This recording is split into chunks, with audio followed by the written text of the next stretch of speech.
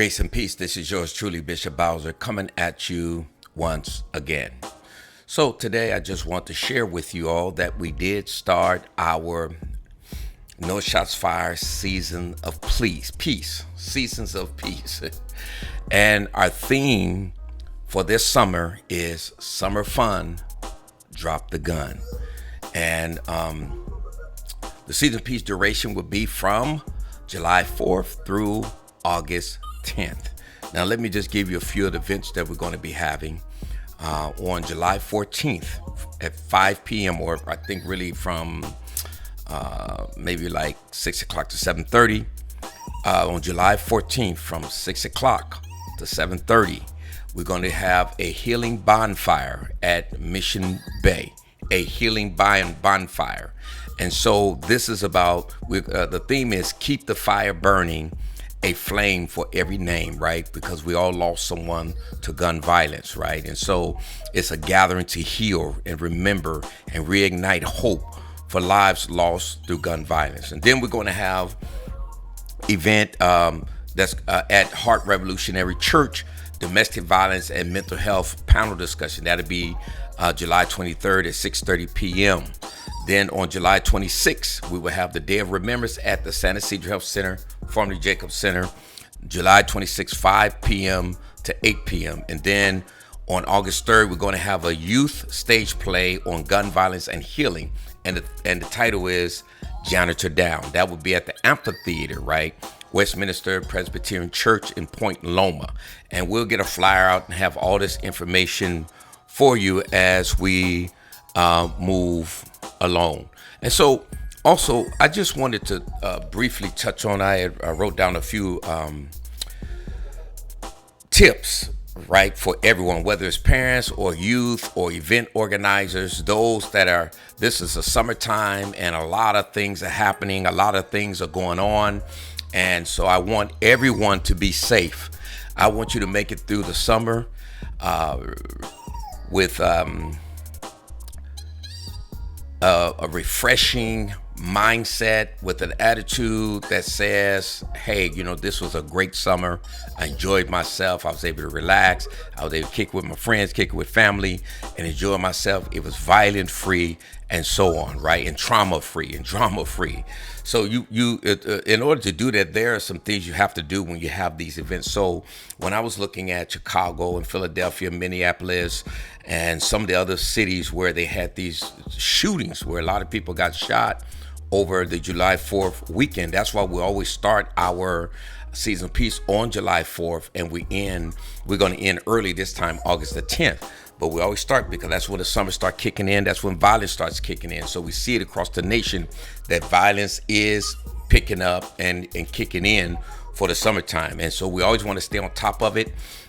In our city, that's why we're always having these conversations with our young ones and always trying to keep them out of the way so that, we don't lose anyone and no one is involved in violence where they end up going to prison for the rest of their lives.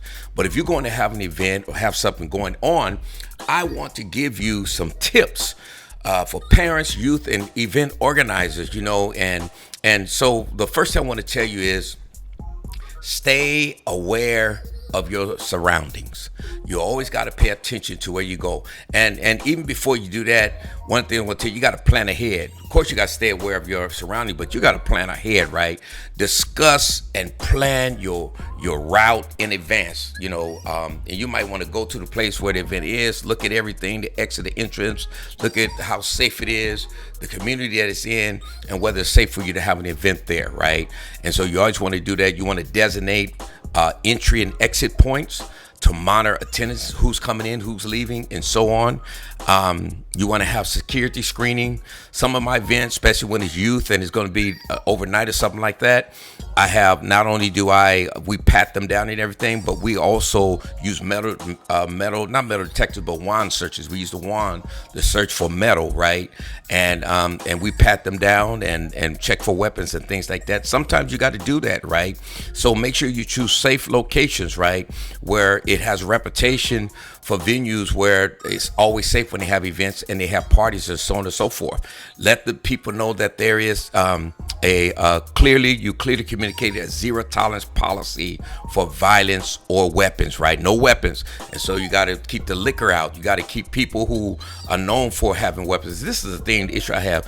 People be bringing weapons and pulling them out on people, shooting in the air and things like that. And these people are never held accountable. They just come back again, and they probably packing, and once some jump off, they're going to shoot again, right? And that's how people get shot. That's how things happen, how people get killed, and so on. And so, you got to make it clear. And those that do those type of things, they should tell them to uninvite themselves, right?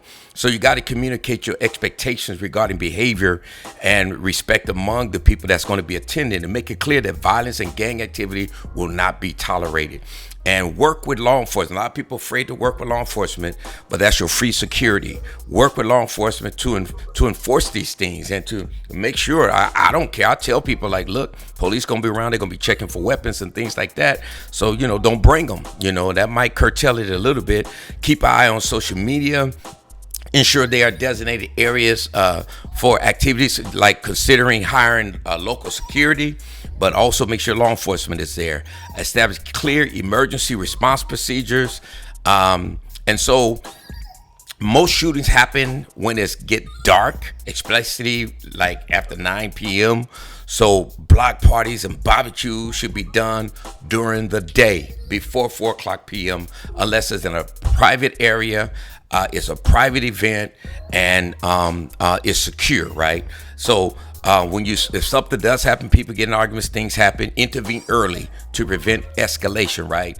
And make sure you're collaborating with local authorities when you do those things, and share your events with the police and emergency services, and have law enforcement present or stand by if needed. I do that. People don't like it, but I do it. I have them stand by and so on and so forth. But you got to make sure you're responsible for these lives. You want to party, you want to have a good time, but people never think about some idiot going to come and get mad and shoot at the party. And we've seen that happen many times just recently, right?